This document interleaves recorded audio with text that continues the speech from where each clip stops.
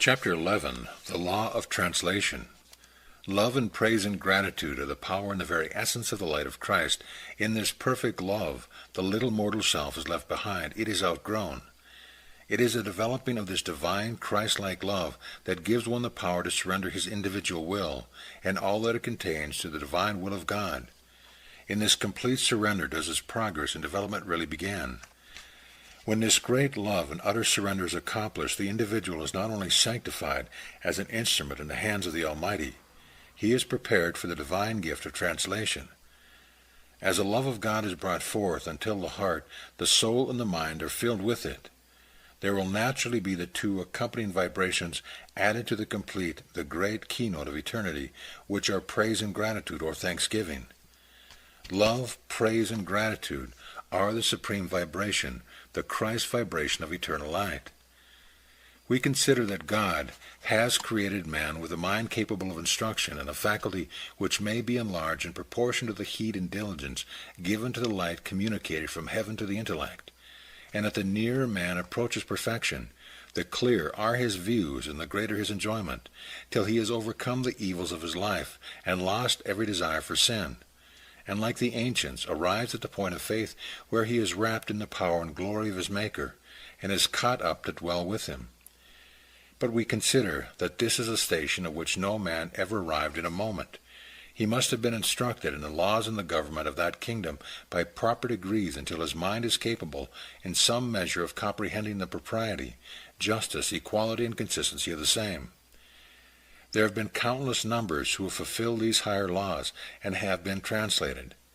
These are the ones whom God has reserved unto himself, holy ones whom the world knows not of.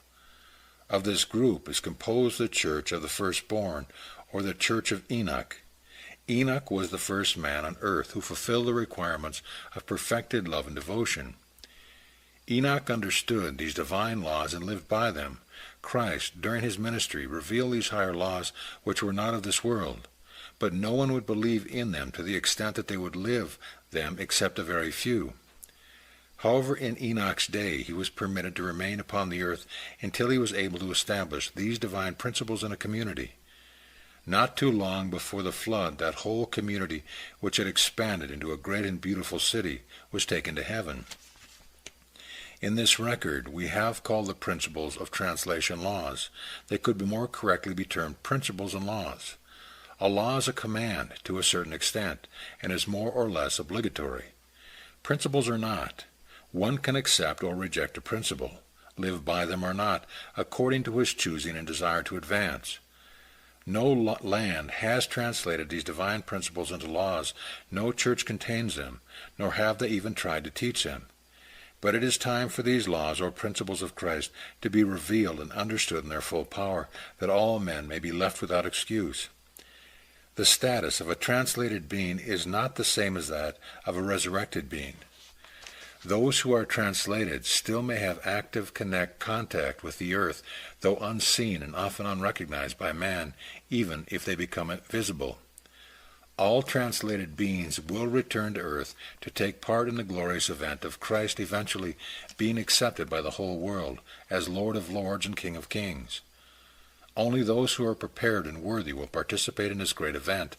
The great acceptance of Christ is first accomplished by the majority right within themselves.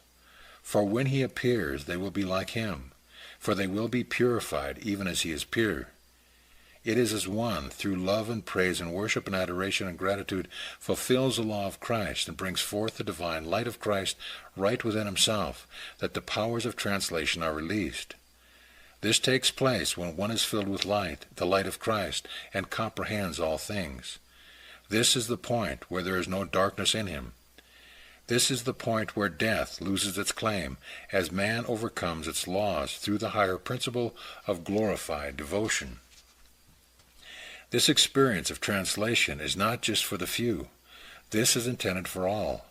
One has only to believe in the great name of Jesus Christ in all its unspeakable power of glorious vibration.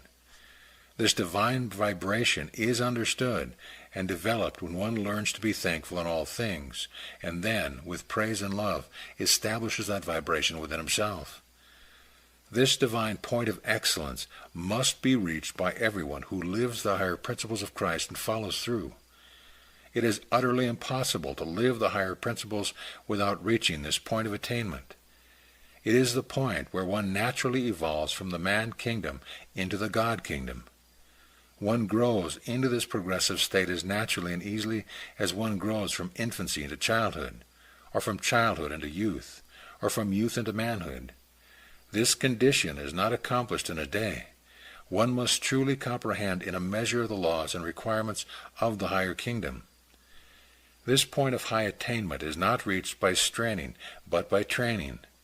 And one can only become a disciple as he begins to discipline himself, as he drops his fault-finding habits, his unclean traits, and his hates and discord and lust, and replaces them with love.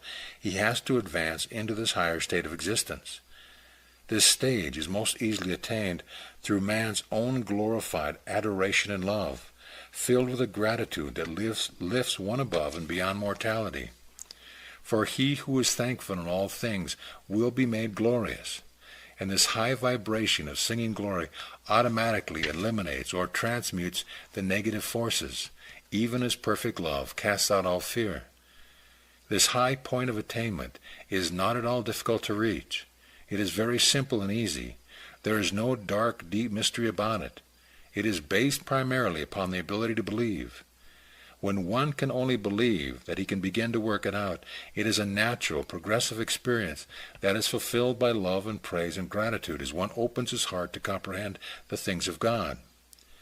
Neither need a fool err therein, and then as one lives the laws he will know, and to know is to fulfill. The law of translation is where the earth-born sons leave their dead, unprogressive ways and step out beyond mortality and gravity and the physical conditions into a higher vibration. As one learns to hold that divine vibration of love, praise, and gratitude, it will transmute all negation, all darkness, and all evil into light, which light is the light of Christ. This is the gratitude that has power to make one thankful in all things. Even his seeming adversities, and immediately they are transmuted or transformed or translated into conditions of power. This is how one becomes glorious and enters into the glory of the light of Christ in its fullness. The power to transmute all negative conditions of darkness and evils into light is also the power to translate. With conditions, it is known as transmuting them. With man, it is translation.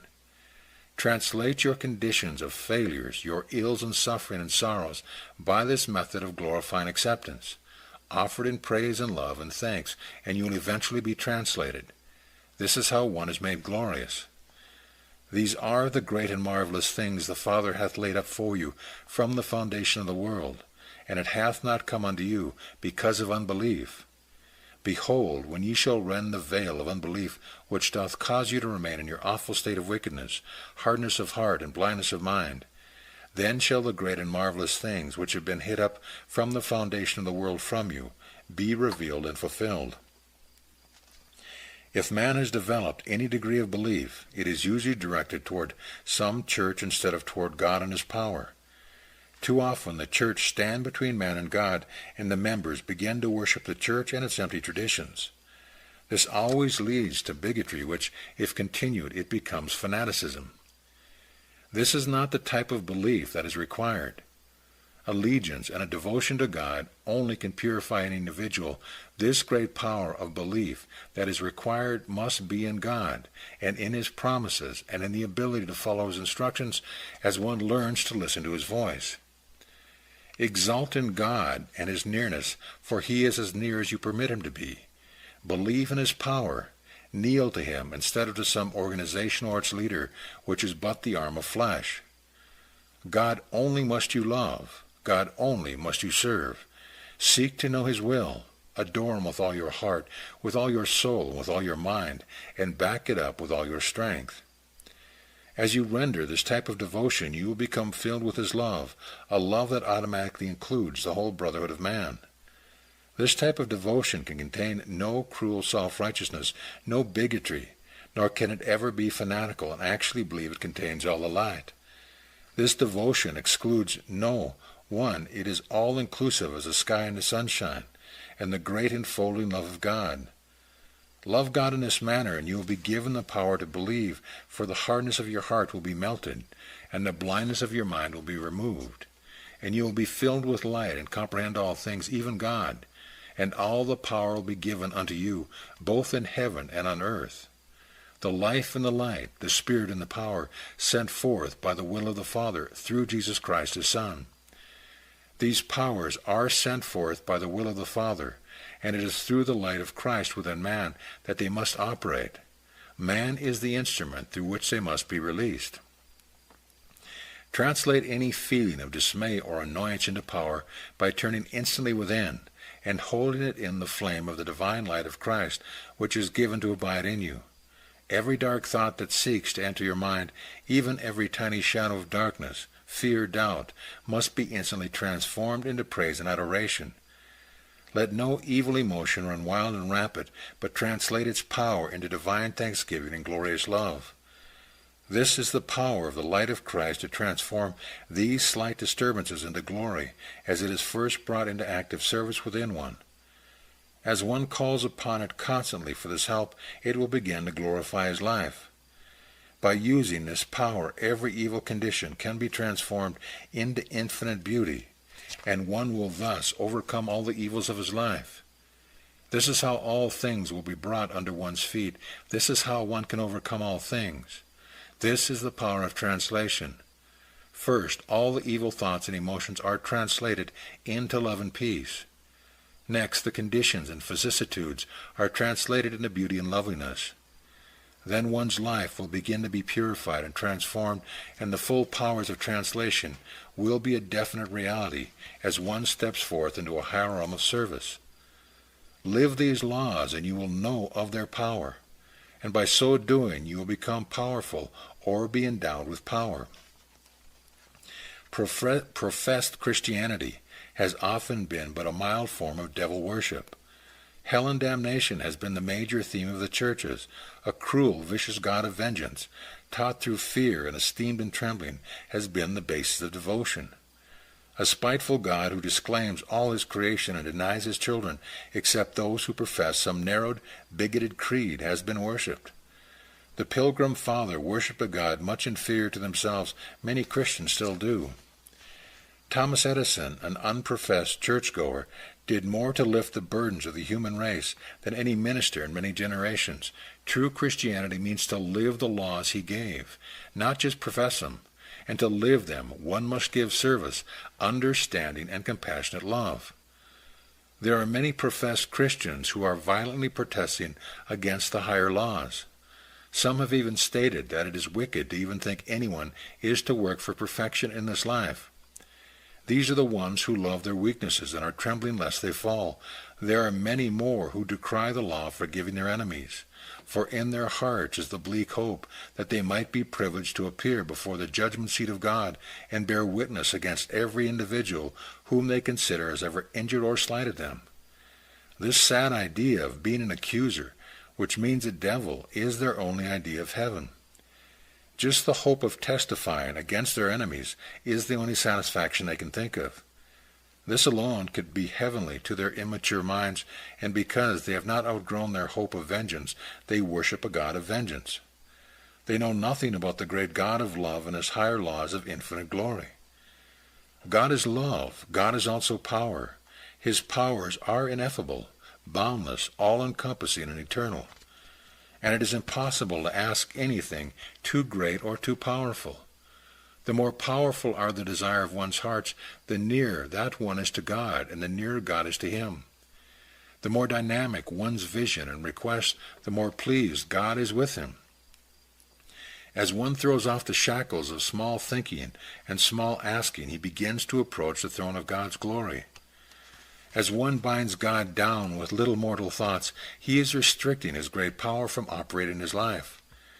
If one can but lift his thoughts to his heights, his vision will be enlarged, and if his eyes are singled to his glory, he will comprehend his powers, and those powers will become active in the life of that individual.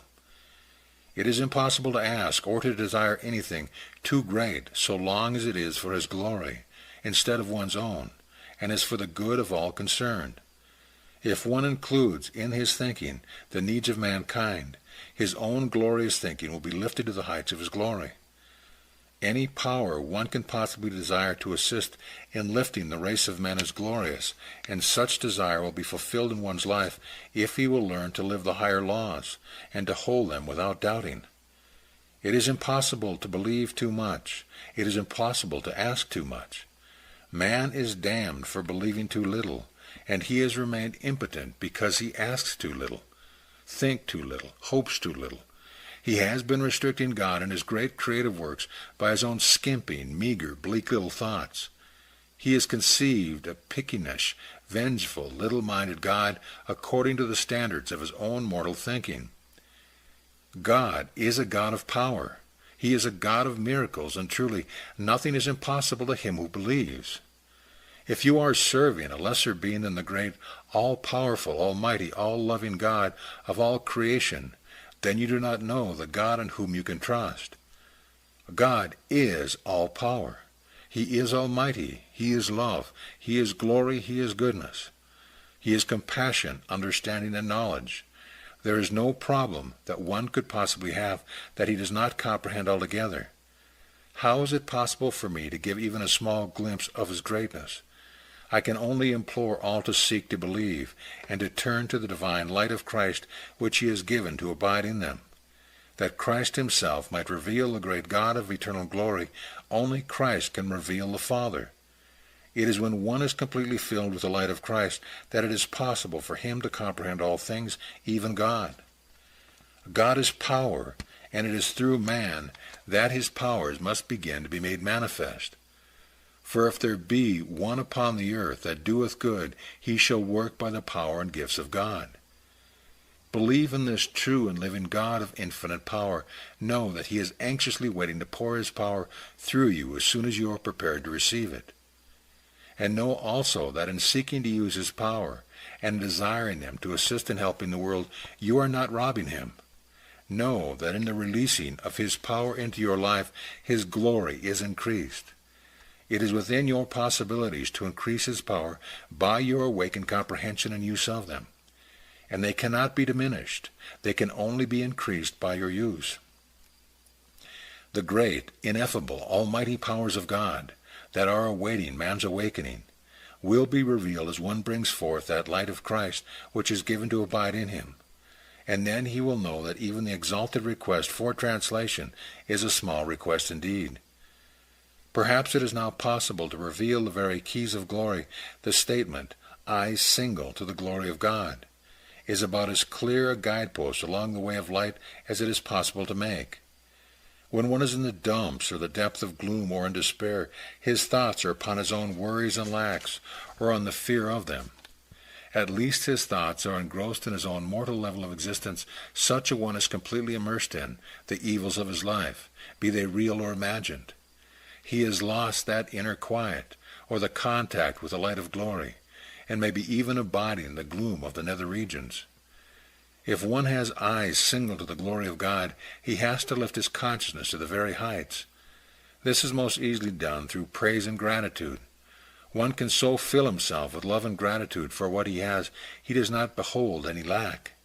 He becomes so grateful that God's will is being done, regardless of what conditions prevail. He can, by his own devotion, transform or completely glorify any circumstance or condition of darkness. This is the only possible way one can overcome the evils of his life.